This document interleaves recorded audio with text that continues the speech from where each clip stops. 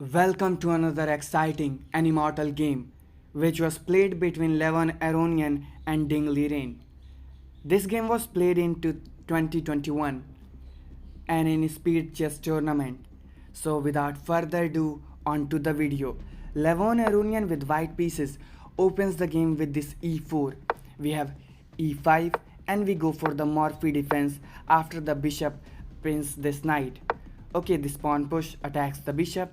For the beginners, it is very common to capture this and they go for this pawn in the center, but this would be quite annoying after the queen attacks the pawn and the knight. Once the knight goes back, we can capture this and you will have to trade the queen, and black is definitely better because we are having the bishop pair. So that is why this cannot be possible in very standard games. So bishop just goes back and now developing the knight. So Aronian just castles. We have bishop e7. Rook is coming into the game, protecting the pawn in the center, and now it is the time to save this knight. If you just castle here, this would be a blunder because after this takes, white will just win a free pawn and queen move will not work because the pawn is already protected, and once we save the knight attacks the queen, everything is just good. That is why we just need to save the pawn and we cannot castle. So Ding Liren pushes the pawn, attacks the bishop. Bishop goes back, and this is the theoretical lines. Many times this has been played. Now we have just castle. Now pawn push s3, stopping any further possibilities of the knight jump and the bishop coming into the diagonal. So bishop b7, flank to the light square bishop. Now d3, and now this bishop is now coming into the game. So before then we have d5 striking in the center, and it looks like we are giving a pawn.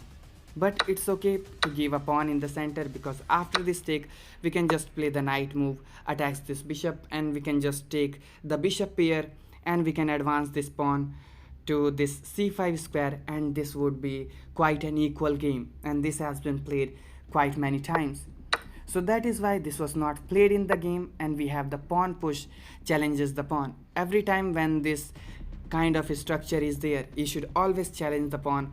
So if we decide to take, this would be quite catastrophic because this pawn would become weak, this pawn would become weak, and even if the bishop captures take place, there would be possibilities of this pin because if the right rook comes here.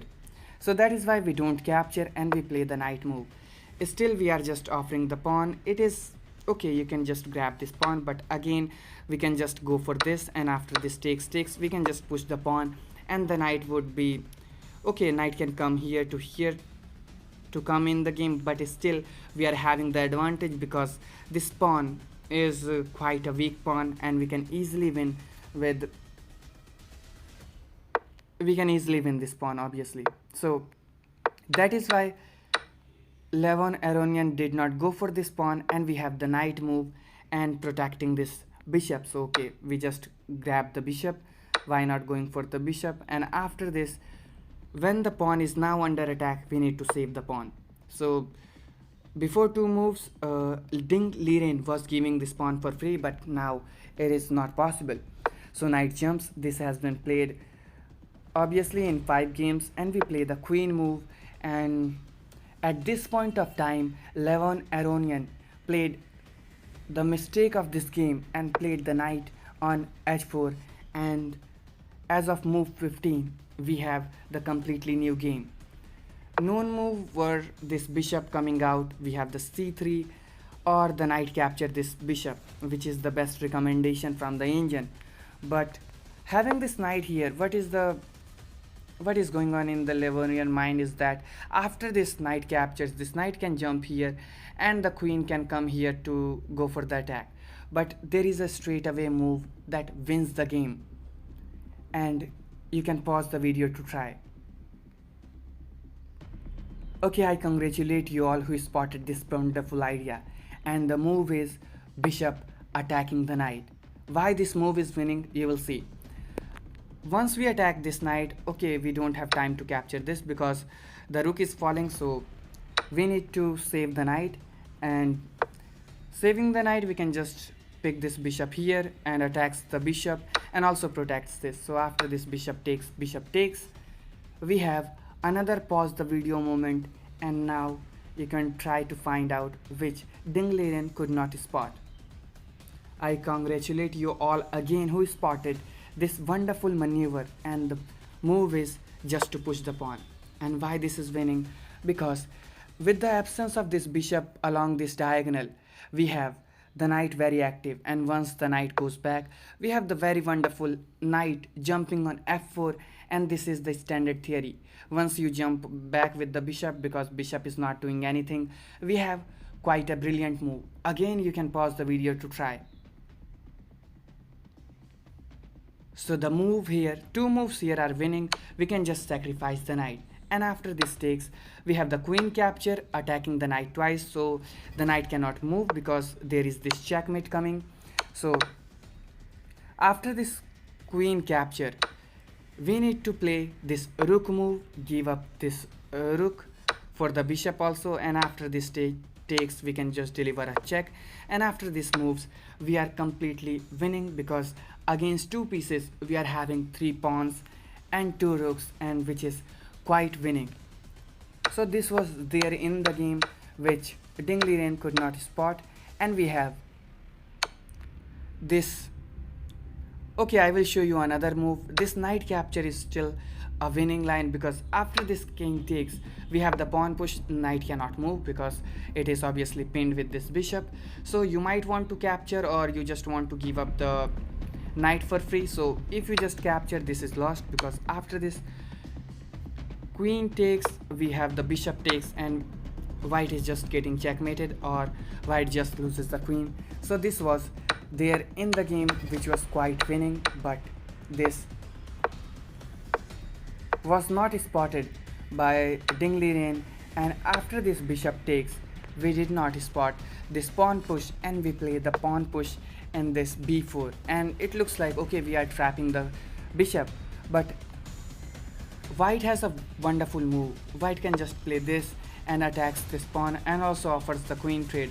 Okay, after the queen trade, this bishop is still not doing anything, because we can just push the pawn, and this bishop is not doing, but trapping this bishop would be quite difficult, and the knight can also jump here to have a good advantage from the both the sides. But this was not played in the game, and we see the pawn push, and now again the same stuff is working. We just jump with the knight, we go for this pawn, and okay, so after this capture, okay, this pawn would be hanging, so knight king just goes here, and still there is a straight away win. We can just capture with the bishop. Okay, this bishop capture was still winning, but I think Liren would have considered this queen move. But now we have this bishop capture capturing another pawn, and hence this game is again winning for Liren. But this was not played in the game, so after this king move, we spot this pawn push, but still this is a good move. And after this knight goes back, we can still sacrifice this knight and push the pawn, which is absolutely winning. Again the same stuff is working, but the pawn push, okay, this is also a good move. Knight goes back, but this time this is quite a resilient move, because after this pawn takes, we have the pawn push in the center which deflects this knight. So knight goes to attack the rook obviously, and now if we just try to capture this would be quite annoying, because once we play any of the move like just take this pawn, then queen is now jumping into the game, and once we play this bishop capture, we have the bishop move attacking the queen, and this would be a checkmate in one. Once we play any of the move, this would be a check, and this would be a checkmate. So that is why this position is still annoying once we capture with the knight. So after this move, Levon Aronian played the rook here, and okay, he's not going for the knight capture straight away, so we just capture here, and the pawn captures comes with a check, so bishop just blocks, and now queen comes into the game. So okay, now the pawn is hanging, so we must take the pawn, and after this bishop takes, we just lift the rook. So rook joins the attack also, and rook is coming on g7, quite a good move because we just want this rook in open file.